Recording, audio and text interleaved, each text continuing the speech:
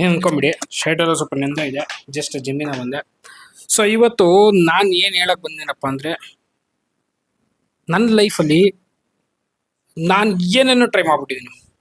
IAS exam ಬರ್ದಿದ್ದೀನಿ, ಅದರಲ್ಲಿ prelims 2 ಸತಿ clear ಆಗಿತ್ತು, ಬಟ್ ಮೈನ್ಸ್ ಮಾರ್ಜಿನಲ್ಲಿ ಹೋಯ್ತು. ಆಮೇಲೆ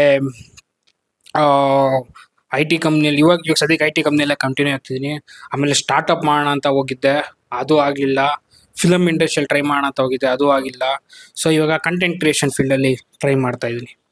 ಸೊ ನೀವು ಹೇಳ್ಬೋದು ಸುಮ್ಮನೆ ಯಾಕೆ ಇಷ್ಟೆಲ್ಲ ಮಾಡ್ತಾ ಇದ್ದೀನಿ ಅಂತ. ಸುಮ್ಮನೆ ಮೇಲ್ಮೇಲೆ ಮಾಡಿದ್ದಲ್ಲ, ಎಲ್ಲದ್ರಲ್ಲೂ ಸಖತ್ ಎಫರ್ಟ್ ಹಾಕಿದ್ದೀನಿ, ಸಖತ್ ಟೈಮ್ ಕೊಟ್ಟಿದ್ದೀನಿ, ಸಖತ್ ಲೈಫ್ ಸಫರ್ ಮಾಡಿದ್ದೀನಿ ಆ್ಯಕ್ಚುಲಿ.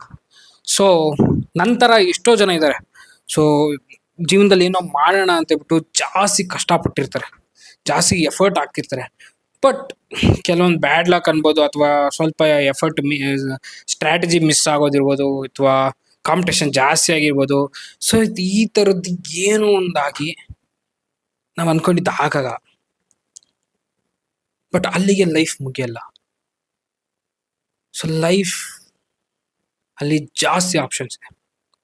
ಸೊ ನಾನು IAS ಯಾವಾಗ ಕ್ಲಿಯರ್ ಆಗಲಿಲ್ಲ, ನಾನು ಒಂದು ಜಾಸ್ತಿ ಹಿಂದೆ ಹೋಗ್ಬಿಟ್ಟೆ ಲೈಫಲ್ಲಿ.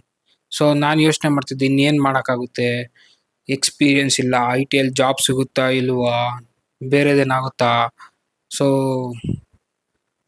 ನಮ್ಮ ಪೇರೆಂಟ್ಸ್ ಕಂಡ್ರೆ ಕನ್ಸರ್ನ್ ನಾನು ನಿಜ ಮಾಡೋಕ್ಕಾಗುತ್ತಾ ಇಲ್ಲ ಅಂತ ಬಿಟ್ಟು ಜಾಸ್ತಿ ಥಿಂಕ್ ಮಾಡಿದೆ, ನಾರ್ಮಲ್ ಆಗಿ ಥಿಂಕ್ ಮಾಡಿದೆ. ಬಟ್ ಮೈಂಡ್ ಓಪನ್ ಮಾಡಿ ಪ್ರಪಂಚ ನೋಡಿದಾಗ ಎಷ್ಟೋ ದಾರಿ ಸಿಕ್ತು. ಸೊ ಅದೇ ಥರ ನಾನು ಹೇಳ್ತಾ ಇದ್ದೆ, ಧೈರ್ಯವಾಗಿ ಹೋಗೋನಿಗೆ ಅವಕಾಶಗಳು ಬಂದೇ ಬರುತ್ತೆ. ನಮ್ಮ ಕೈಯಲ್ಲಿ ಆಗಲ್ಲ, ನಾನು ಇಷ್ಟೇ ಜೀವನ ಅಂತ ಅಂದ್ಕೊಂಡ್ರೆ ಅವಕಾಶಕ್ಕೆ ಬರಲ್ಲ, ತನ್ನಷ್ಟಕ್ಕೆ ತಾನೇ ಕೈಗೆ ಬರಲ್ಲ. ಇವಾಗ ಕಂಫರ್ಟಬಲ್ ಆಗಿದ್ದೀನಿ ನಾನಂತೂ ಲೈಫಲ್ಲಿ. ಯಾಕಂದರೆ ಧೈರ್ಯವಾಗಿ ಮುನ್ನುಗ್ದೆ. ನಂದು ಒಂದು ಅನ್ಕೊಂಡಿದ್ದು ಆಗಲಿಲ್ಲ, 2 ಅನ್ಕೊಂಡಿದ್ದು ಆಗಲಿಲ್ಲ ಅಂತ ಅಲ್ಲೇ ಇದ್ದೋಗ್ತಾ ಇದ್ದೆ. ಸೊ ಬಟ್ ಸ್ವಲ್ಪ ಸ್ಟ್ರಾಂಗ್ ಡಿಸಿಷನ್ ಮಾಡಿ ಮುಂದೆ ಬಂದೆ. ಸೊ ಇವಾಗ ಕಂಫರ್ಟಬಲ್ ಆಗಿದ್ದೀನಿ ಲೈಫಲ್ಲಿ. ಇನ್ನು ಮುಂದೆ ಮಾಡೋಣ ಅಂತ ಹೋಗಿ ಎಫರ್ಟ್ ಹಾಕ್ತಿದ್ದೀನಿ, ಆಗುತ್ತೋ ಬಿಡುತ್ತೋ ಸೆಕೆಂಡ್ರಿ, ಬಟ್ ಎಫರ್ಟ್ ಮೇಲೆ ಫೋಕಸ್ ಮಾಡಿ ಹಾಕ್ತಿದ್ದೀನಿ. ಸೊ ನೀವು ಅಷ್ಟೇ ಲೈಫಲ್ಲಿ ಎಲ್ಲ ಕಳ್ಕೊಂಡೆ ಅಂತ ಅನ್ಕೊಳಕ್ಕೆ ಹೋಗ್ಬಿಡಿ.